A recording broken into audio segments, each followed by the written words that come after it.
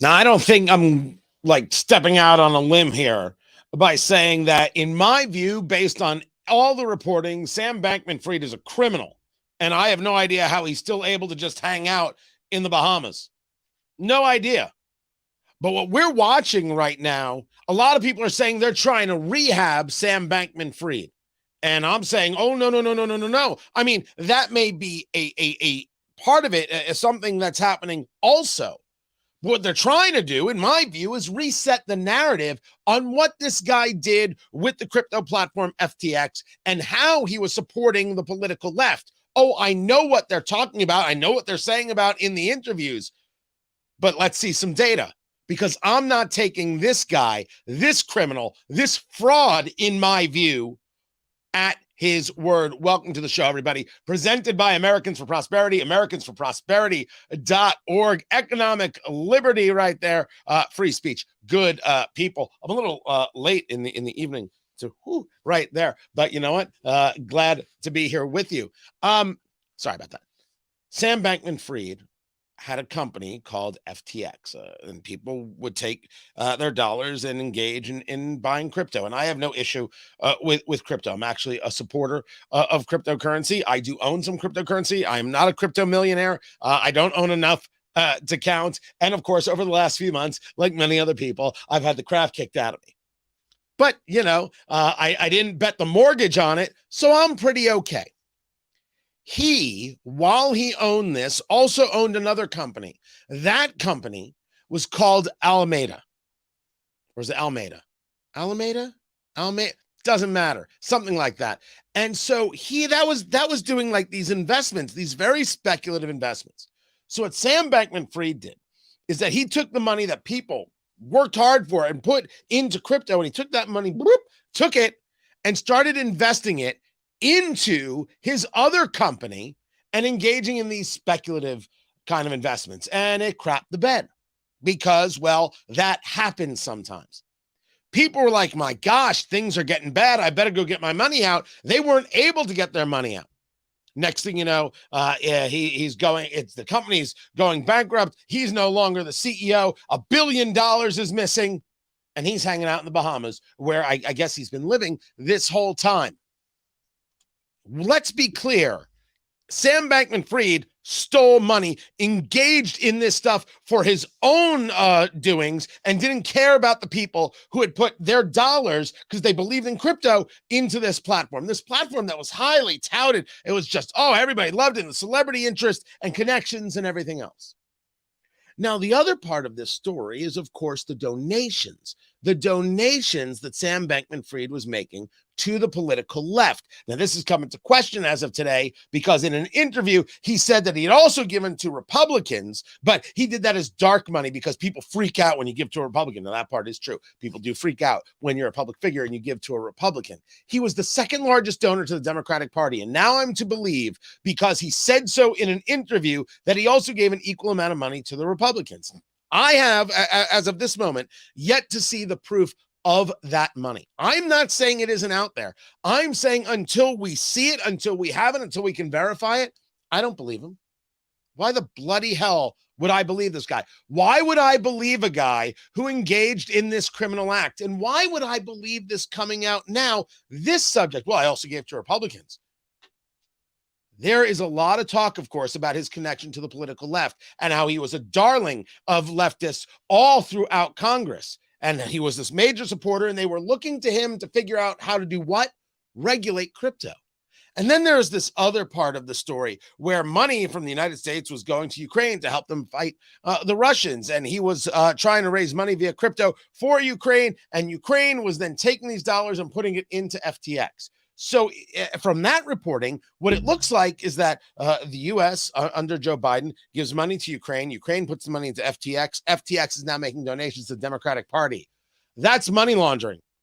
There are a couple Italians in New York City saying, oh, my gosh, would you look at that?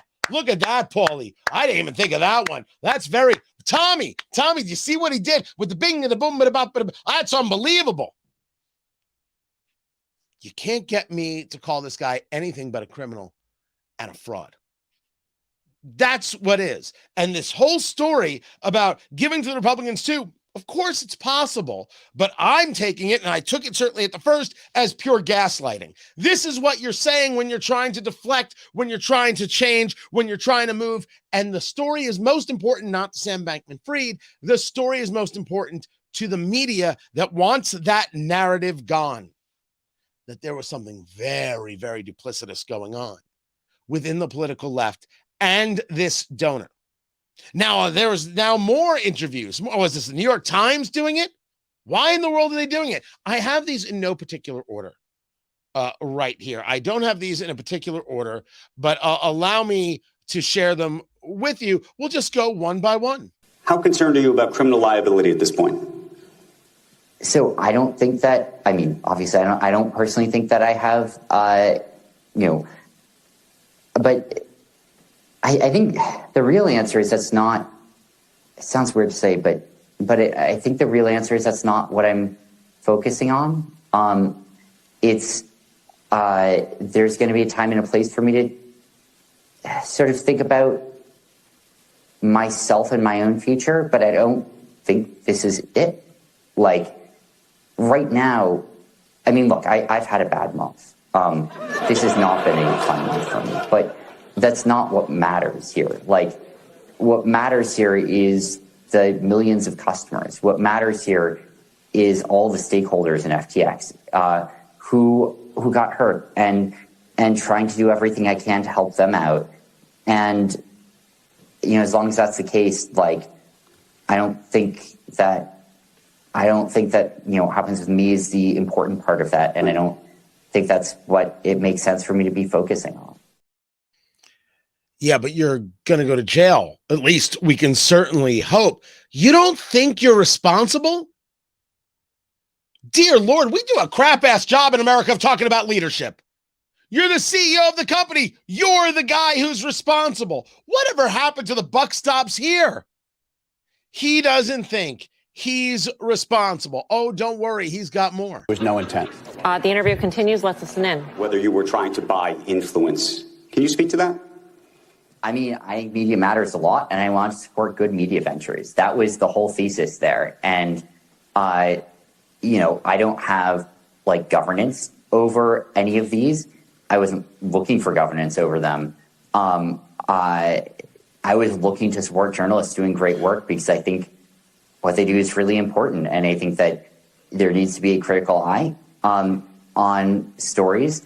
I'm certainly seeing, being on the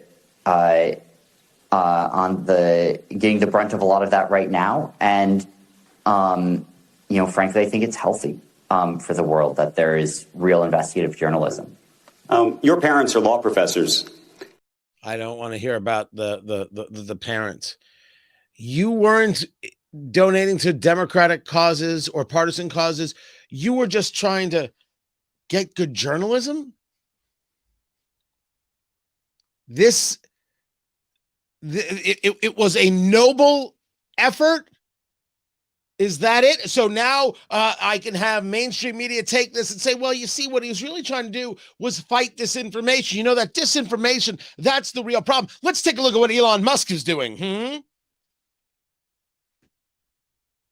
This is about trying to change the narrative so they can move the story away from what it is, the criminality and the connections to people who they like politically, into people they don't like politically, a la Elon Musk or, well, anybody else that they feel needs to get attacked. Don't worry, Trump gets in here somehow. I just don't know how yet. I don't know how they're going to do it yet, how they're going to tie that in, but you watch, that one's coming. More? Okay. Can you speak to the lobbying piece of it, though? Yeah. And the donations piece of it? Because I think that's become part of the story as to whether you effectively were influencing lawmakers to do your bidding. And given the state of your current company, questions about whether that should be the case. So, I mean, lawmakers were not ruling on FTX. FTX didn't have an application before Congress for anything. My donations were mostly for pandemic prevention. And they were looking at primary elections where there were candidates who were outspoken in favor of doing things now to prevent the next pandemic. that was the primary thing that I was supporting with those contributions. And, you know, it was on both sides of the aisle, primarily operating in both primaries, because I wasn't viewing it as a partisan exercise. I was not, you know, most of this was not looking at donating to one party to beat the other one in the general elections here. You know, it was, not only was it on both sides, but even within each side, it was between two candidates in the same party, and it was looking at pandemic policy. Where did the money come from? This is incredible gaslighting. I was just trying to support people with good pandemic policies. You know, I think did he have a brother who was running a nonprofit about this? Yeah, I think that's where some of the money went as well. You see, he was once again fighting the disinformation. Is this going to be our argument? This is going to be part of the spin maneuver. Well, look, he did it wrong, but his intentions were good. Oh, wait for that one on The View. And we have to look at that as opposed to, you know, Ron DeSantis. Isn't that's what Sonny Hostin called him, right? Ron DeSantis. This is gross. This is gross stuff. How could anybody think that this is rational talk or that this somehow can pass as acceptable? But that's not the point. The gaslighting is the point. Try and change the narrative, change what is being discussed out there by you, me, and we. Now, if you want an example of this, look no further than Cringe Jean-Pierre. And so now what we're seeing, and you've heard us talk about this, is we're seeing an economy that's going into a transition to more stable and steady growth. So we do not foresee a recession. The data that I just laid out that we have seen the last couple months does not show a recession. They also told us that inflation was transitory. Why would anybody believe Cringe Jean-Pierre? Everyone feels that the recession is coming. Amazon laid off 11,000 people. It was Walmart that laid off 10,000 people. Was it DoorDash that laid off 1,250 people? Hiring freezes going on all over the place. Who is she kidding? And you've got President Biden saying, you never heard about supply chain before in your life, did you? Because it's those bad, awful, terrible Republicans talking about things like supply chain. I've been alive my whole life. And trust me, when I was a kid, I heard about supply chain. Maybe I come from a family that actually had these kinds of conversations. We had very interesting conversations as a kid, sometimes too many conversations. You didn't know what supply chain was? Yeah, many Americans know exactly what supply chain is, but this administration believes they can gaslight you and say, no, everything's fine. No, you never heard that before. No, this is just Republican talking point. And what they're going to do is Sam Bankman-Fried, although he may still go to jail, and he should go to jail. Somebody asked, how is this guy in the Bahamas? Right? That was right there on Rumble. Hey, what's going on, man? Kid Flash. This guy embezzled billions. Why is he not in jail yet? And I'm like, I don't know. If I were to build a shed in my backyard without a permit, I'd go to jail. This guy takes billions and he's hanging out in the Bahamas doing these nonsense interviews. By the way, I get the point, though, when people look at him, they're like, who in the hell would trust this guy with their money? Who would trust this guy? There are a lot of nerds out there who are actually doing a good job. Don't let that be the thing. This guy engaged in the criminality. That's what's going on here. And yes, they are going to use this as more reasons why they need to regulate crypto. Me, I oppose it because I oppose regulations most of the time. I oppose the regulating of crypto. And I know some people disagree with me, and I think I'm going to lose on some of the points there. But the issue here is not crypto. The issue here is this criminal. And I'm not about to have myself moved. They are desperate to move the narrative. And that's what you are seeing. That's it right there. And as for who would trust him, people trusted the platform. They're like, all right, I'm going to buy some crypto. Oh, it's on hand. Look, Tom Brady's talking about it. And oh, look, the Golden State Warriors, I think it was the Golden State Warriors, talking about it. Perfect. That's why they did it. And some people say that the celebrities should be culpable. Look, if I look at a sponsor of mine I'm like, okay, I'll represent them. And I talk to people before we do sponsorships. That's true in 99% of the cases. I look into them, get a little bit of information about it. And some kind of businesses I don't do sponsorships for. I don't do endorsements for on the radio. Like, for example, financial planners. I don't do endorsements of financial planners because if I recommend a carpet company to you and your carpet doesn't come out right, it's a carpet. If I recommend the financial planner to you and you lose your life savings, I can't sleep. And for as long as I've been in Indianapolis and on Indianapolis radio and then across the country in beautiful markets, I've never done it. I've never done a financial planner and I won't. It's just one of the categories that I stay away from because I can't. I can't be the guy. Even when I'm talking about dollars and cents on radio, I always remind people never, ever, ever take financial advice from me. Political advice, sure. Barbecue advice, definitely. Cigar and bourbon advice, please. Financial advice, nope. That ain't my business, and I don't want to be in it. I don't want to lead anybody down a wrong path. It's extremely, extremely important to me. They're going to try and change the narrative. They're going to flat out lie, just like Cringe Jean-Pierre. Flat out lie. Can't let that one go. Can't let it just happen. Got to fight that one like a mother. Watch for it. It is coming. Nope, wait. It's already here.